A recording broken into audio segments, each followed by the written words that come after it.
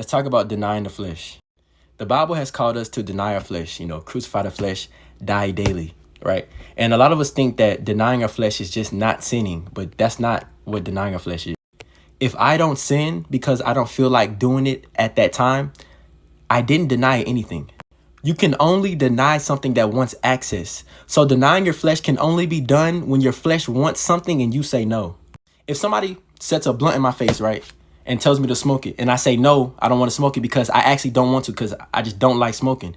Did I deny anything? No, I denied the person that gave it to me, but I didn't deny anything in my flesh because I didn't want it in the first place.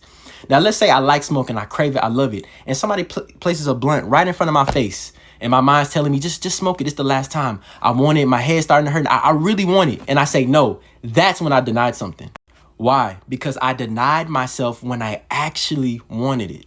There was a time in my life where I used to just stay in my college dorm and I would barely come out and I was trying to build my relationship with God, right? And I used to think, oh, I'm doing so well. I haven't been sinning, I'm so good, I wasn't sinning at all. I thought I was so spiritual. I was like, oh God, I'm doing so good, I thought I was doing so good, right? Then God humbled me real fast. So it was a Saturday. There was a party, right? And I told myself, I should go to the party, give myself a little break. I've been doing so good with God. I've been denying my flesh for so long. So I'm probably a master at denying my flesh now, right? I told myself I won't drink, I won't cuss, I won't listen to the music, I won't dance, I won't do nothing with any girls, nothing, right?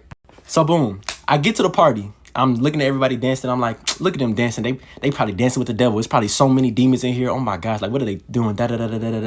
Right? 10 minutes later in the party, I'm drunk. I'm partying, I'm drinking, I'm dancing to a song that got more cuss words than regular words. And some other stuff happened after the party, right? And I go back to my dorm room. I say, God, how? I've been denying my flesh so long. I'm so sad. I'm like, I messed up this good streak. How did I mess this up? I thought I was so good at denying my flesh. And that's when God made me realize I never denied anything for all that time because there was no outside temptation for my flesh. So my flesh knew to stay silent. If there's no temptations that your flesh can have, your flesh is going to stay silent so you can never gain mastery over it. But when the situation for temptation arises, your flesh will also arise, and that's when you deny it. So I realized I was in my dorm room all those days, staying away from sin, and yet not once did I ever deny my flesh because my flesh never contended for access. If I go to a gym, right, and I don't lift weights, I don't do anything, did I get stronger? No, all I did was sit in the gym. It's the same thing. We seek God and then we don't sin for a little bit. But just because we didn't sin doesn't mean we got better at fighting our flesh. To grow your muscles in the gym, you have to what? You have to inflict pain on them. To get better at denying your flesh, you have to inflict your flesh also. Paul said he died daily, which means he gave his flesh no time for recovery. His flesh was a target. See, some of us think that we're denying our flesh because we're not sinning. You do that for a week, maybe some days, then boom, you fall into sin.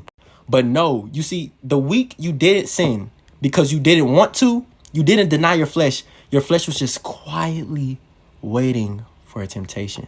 Your flesh knows how to be quiet, trust me. And some of us are in a cycle of sin. You do good for, maybe a day or two, maybe you do good for a week, maybe even a month. And then boom, you sin. And you're sad because you messed up this wonderful streak with God you had. And you think, it's everything you do is just in vain, but it's not in vain. It's just because you're not truly denying your flesh. Your flesh just knows how to be quiet so that when the big temptation comes, when the big sin comes, you fall. So what does that mean we have to do? It means we have to practice denying our flesh, practice denying it by taking things out of our daily life that we're used to. So instead of your flesh being tempted by an unknown source, aka the devil, demons, evil spirits, people, now you